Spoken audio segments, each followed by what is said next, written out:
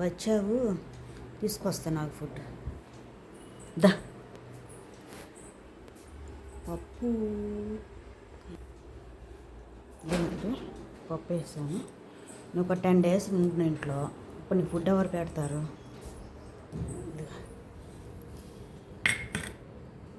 దా వచ్చి తిను.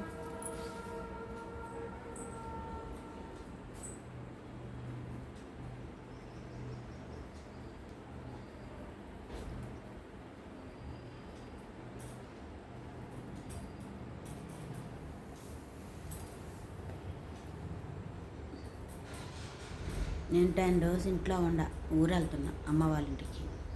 నీ ఫుడ్ ఎవరు పెడతారా? వస్తావు, ఇంటికి వచ్చి చూసి వెళ్ళిపోతావు.